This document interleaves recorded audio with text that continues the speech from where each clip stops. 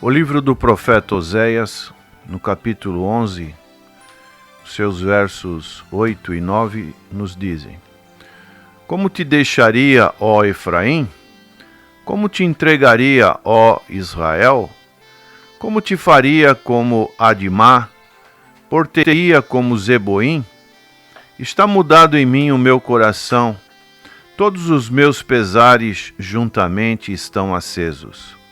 Não executarei o furor da minha ira, não voltarei para destruir Efraim, porque eu sou Deus e não homem, o santo no meio de ti.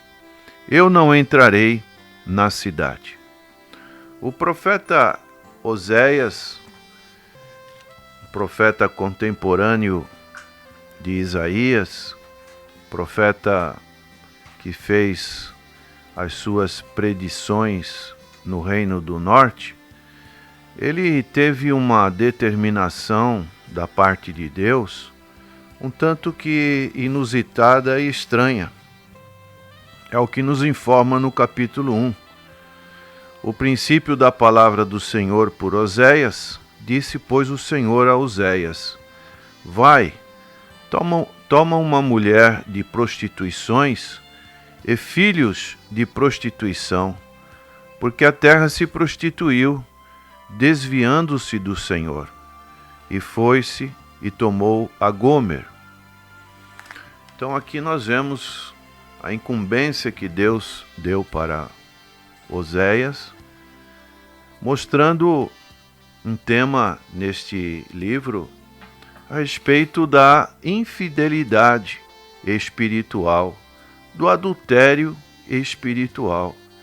É um livro de muita importância para nós.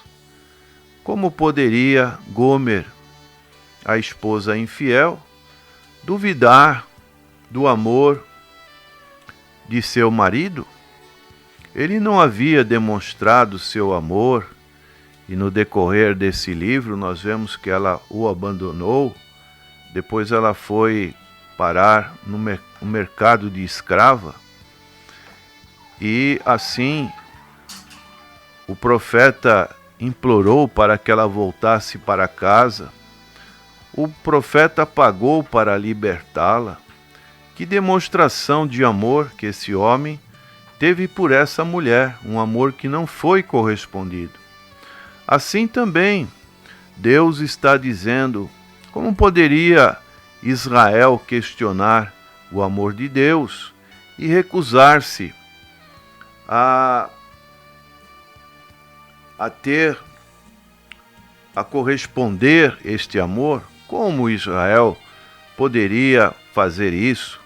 A nação havia transgredido a lei de Deus, como também havia partido o coração do Senhor.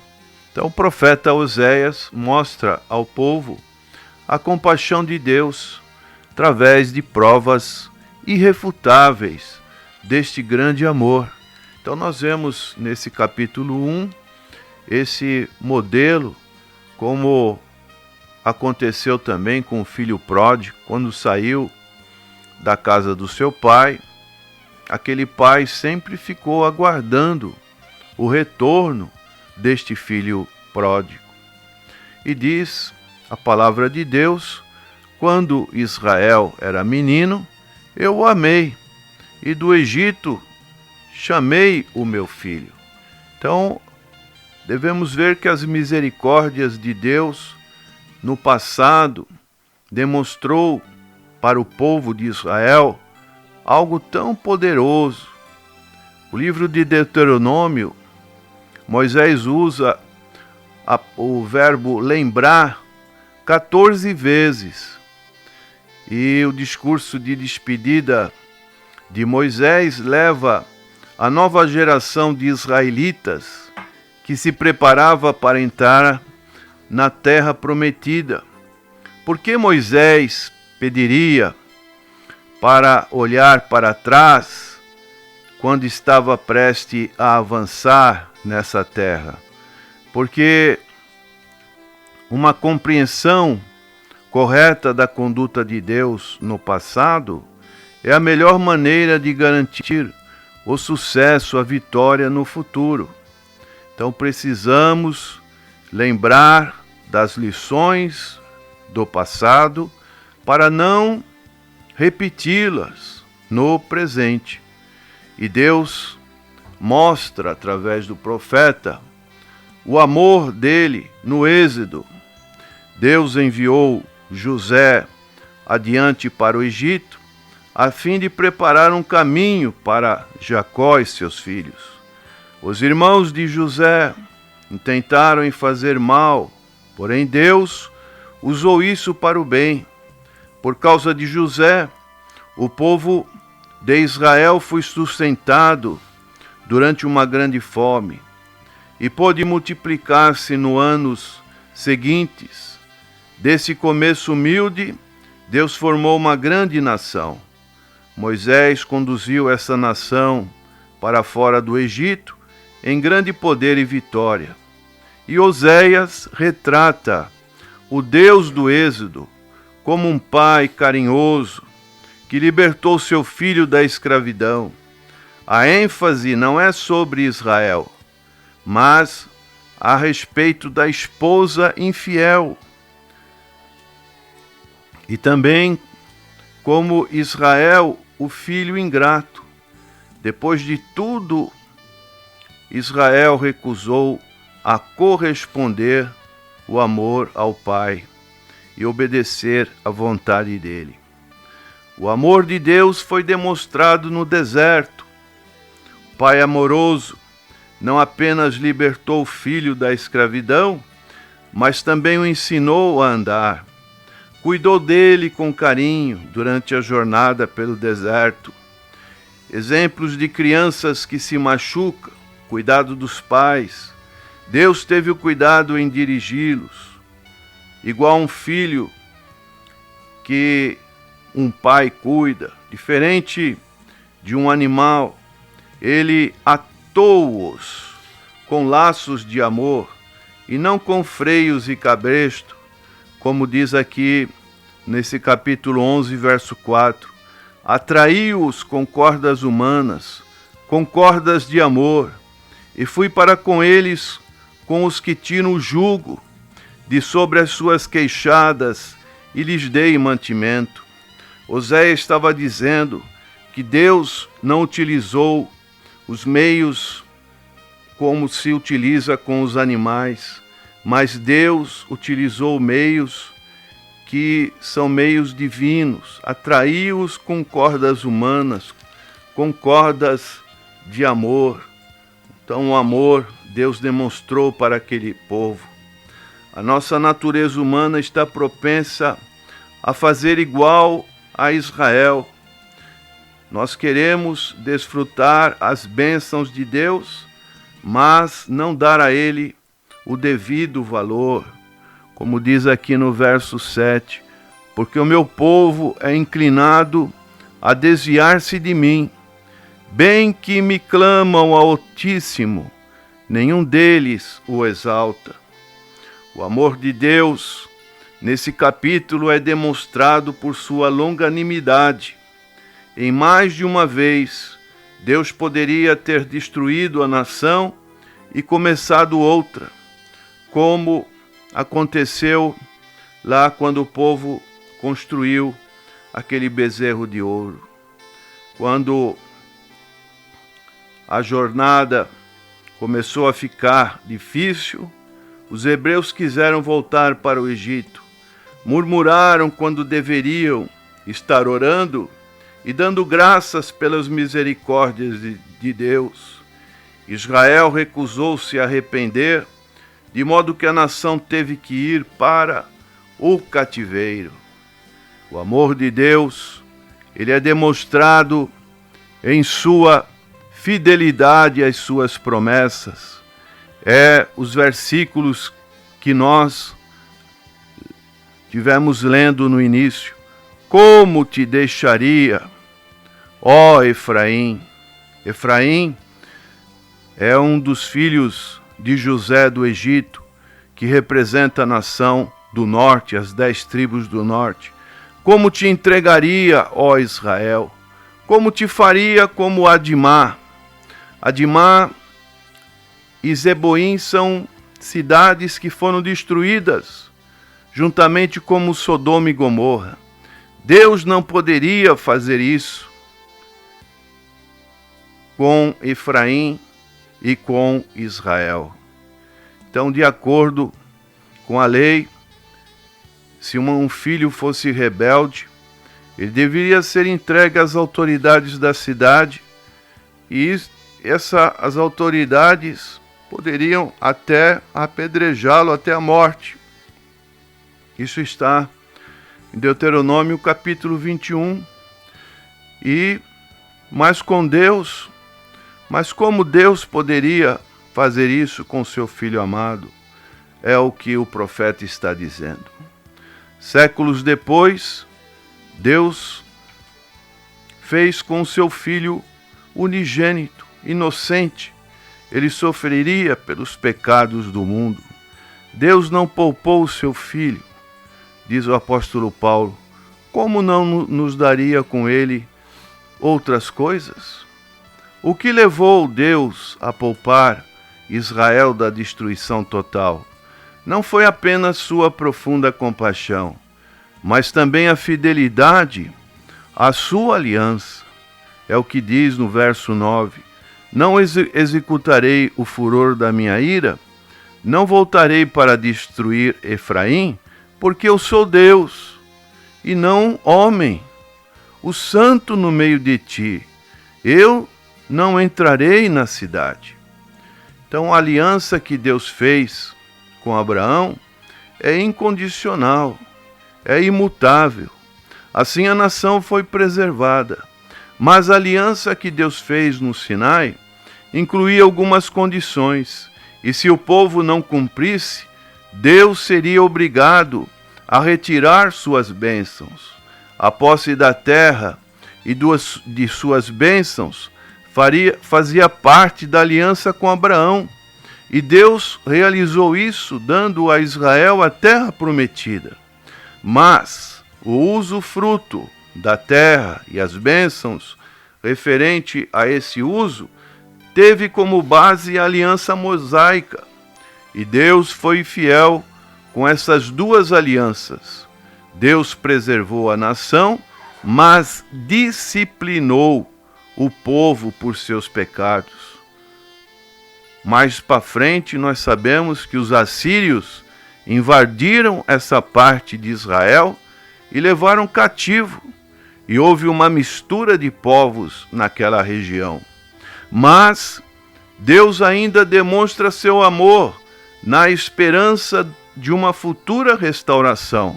É o que diz nos versos 10 a 12.